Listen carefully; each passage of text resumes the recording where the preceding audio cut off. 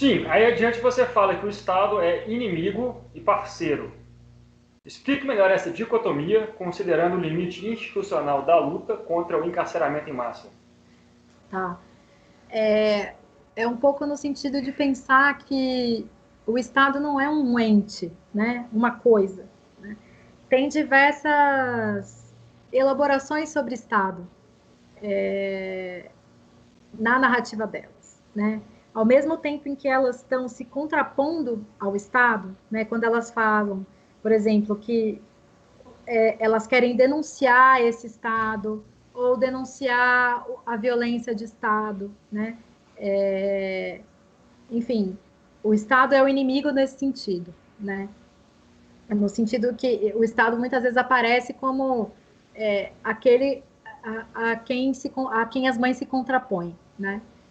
Por outro lado, o Estado é parceiro na medida em que elas encontram parcerias em instituições estatais, né, como a própria Defensoria Pública. Então, a ideia um pouco é demonstrar como que o Estado também vai se produzindo, né, na própria atuação dessas mulheres. Né? São diferentes perspectivas de Estado, umas às vezes mais opacas, outras vezes menos opacas, né? E como que determinados agentes públicos, né, que a gente toma como agentes públicos, acabam se colocando como parceiros, né? E aí, a partir daí, né, elas também têm que modular o discurso a respeito. Então, elas vão falar mal, elas vão fazer a crítica da violência de Estado, né, mas elas vão reconhecer e aí elas também vão fazer a crítica da Defensoria Pública, que a Defensoria Pública, por exemplo, não dá conta de todas as demandas, mas elas vão reconhecer que determinados defensores são parceiros muito importantes. Né? Então, tem uma certa complexificação, né, da imagem do Estado, a partir do que essas mulheres trazem. Né? A gente vê o Estado como, a partir de, enfim, como várias camadas. Né? Então, é um pouco nesse sentido que eu tento trazer essa discussão. Sim, sim. Mais duas perguntas, Natália. Vamos lá. Beleza. Penúltima é: a Amparar foi fundada em 2004 e acolhe Isso. familiares, acompanha casos, encaminha denúncias, faz panfletagem nas filas das unidades prisionais. Como é a relação entre assistencialismo e direito humano na trajetória e no dia a dia do grupo? Olha, eu não sei se elas pensam em termos de assistencialismo, viu? Eu acho que tem. Ao longo da pesquisa, eu me aproximei muito da Amparar, né? E hoje eu sou uma integrante da Amparar, enfim, eu também estou lá ajudando do jeito que eu posso, né? Cada um com as suas. Que a Amparar é a Associação de Familiares e Amigos de Pessoas de Presos, né? Eu me considero hoje uma das amigas, né, que está presente na associação. E assim, eu vou falar um pouco a partir do que eu vejo, de como que a gente tem trabalhado enquanto Amparar, né? Eu acho que eu não sei, eu acho que eu nunca vi elas colocando a partir dessa chave do assistencialismo. Eu acho que elas colocam muito dentro da chave do acolhimento, né? Como um aspecto importante do trabalho da Amparar, né? E aí esse acolhimento diz sobre receber pessoas, diz sobre tentar escutá-las, né? Que aí é uma outra coisa que a Railde e a Miriam falam muito, né? Que essa dimensão da escuta é fundamental, porque muitas vezes essas mulheres não são escutadas em nenhum outro lugar, elas não têm tempo de falar, e inclusive de falar não só sobre o caso dos seus maridos, dos seus filhos, né? Mas de falar sobre como que a prisão está afetando a vida delas. Né? Então, essa dimensão do acolhimento tem esse aspecto da escuta, né? Que é feita com quem procura a instituição, a associação, com quem procura e com quem está lá para conversar, né? Ao mesmo tempo, a Amparar atua num debate mais amplo sobre a política prisional, né?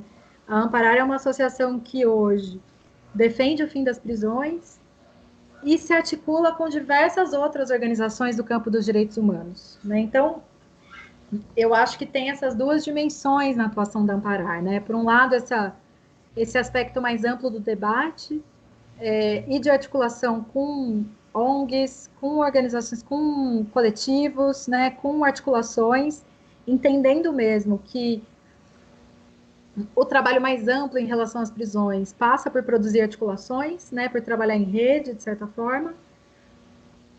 Isso por um lado, e por outro, esse trabalho do acolhimento, né, do acolhimento, da escuta, de tentar resolver cada caso que chega, ou ao menos de tentar encaminhar cada caso que chega para as instâncias que podem ser mobilizadas nessa rede de parceiras, né, e de articulações que a Amparar tem.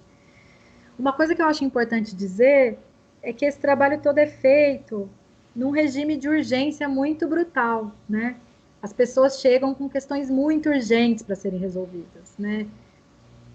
Com denúncias de ameaça a pessoas que estão presas em determinadas unidades penitenciárias, ou porque, enfim, a pessoa acabou de ser presa e ela quer muito um advogado, ela precisa de um advogado. Então, assim, eu acho que esse trabalho do dia a dia aí da Amparar no acolhimento e na escuta das pessoas que chegam também acaba tendo que manejar esse regime de urgência, né?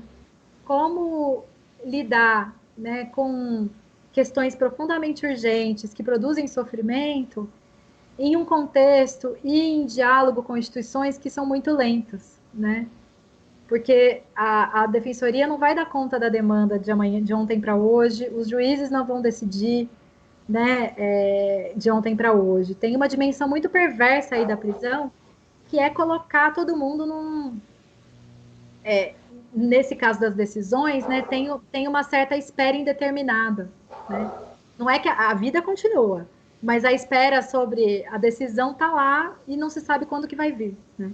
E isso também em si é produtora de sofrimento, né? Como é que esses tempos em torno da prisão, né, da audiência que nunca chega, do fim de semana da visita que nunca chega, mas e ao mesmo tempo o tempo da visita como é super curto, né? Pensar nessas dimensões de tempos, né, no cotidiano, no contexto da prisão, que também produzem sofrimento e que demandam aí das pessoas da Amparar, né, uma sensibilidade muito aguda para esse acolhimento e essa escuta que é feito para as famílias. Sim. E para finalizar, você fala que as lideranças da Amparar começaram a participar de eventos internacionais a partir de 2017. Sim. Até o fechamento da sua pesquisa foram 6. 3 vezes nos Estados Unidos, uma no Equador, uma na Colômbia e uma no México, se não me engano. Aí eu pergunto, quais são os desdobramentos desses contatos internacionais? Tá. Olha, isso é uma coisa que eu quero tentar fazer uma pesquisa seguinte, para pensar mais detidamente. Eu acho que é um movimento muito interessante, né, de pensar um pouco nos trânsitos de ativistas, de formas de ativismo, né, e mesmo de categorias que circulam entre essas mulheres de diferentes países, né. Por exemplo, essa categoria do terrorismo de Estado ou da violência de Estado, né. Isso vem sendo mobilizado pelas associações de familiares aqui no Brasil, mas também na Argentina, no México, Equador, justamente, né. Então, eu acho que são movimentos. E aí, pensando a partir das coisas que a Railda, que fez todos esses trânsitos, né, e que viajou, fala, é que as mães se entendem, né? Elas não falam a mesma língua, elas precisam sempre de tradução, mas tem uma coisa de fortalecimento de si, uma vez que você vê que as situações que você vivenciou e as situações que as suas companheiras vivenciaram, né, são comuns em outros lugares do mundo.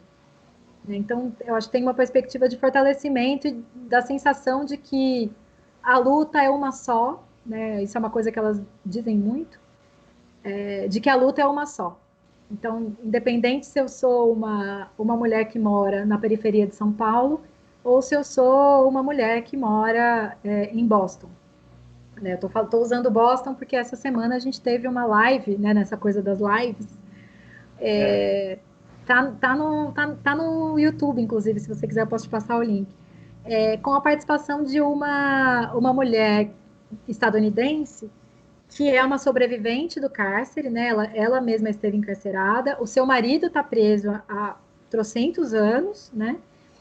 E depois que ela saiu da prisão, ela se engajou na luta pelo fim das prisões, então é uma luta de caráter abolicionista, né, abolicionista penal, para acabar com as prisões, e especificamente fazendo uma discussão sobre o fim do encarceramento de mulheres e de meninas, né? Então ela ela participou de uma live da Amparar essa semana. E aí elas falaram um pouco disso, né, da perspectiva de que encontrar mulheres de outros países e ter essa oportunidade de conversar dá a dimensão de que a luta é uma só. Então, tem uma coisa de fortalecer a luta, de ampliar possibilidades, né? Então, de aprender umas com as outras. Né? O que o pessoal lá do Equador está fazendo, o que o pessoal dos Estados Unidos está fazendo, como que a gente pode fazer isso aqui também. Então, é um trânsito mesmo de estratégias, né, ativistas, que me parece sensacional, assim, me parece muito potente, né? E que, inclusive, aumenta essa dimensão do conhecimento que os familiares têm, né? Eles são atores políticos fundamentais, né? Que se colocam, né?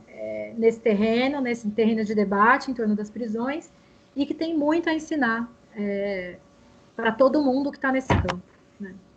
Muito conhecimento para ensinar.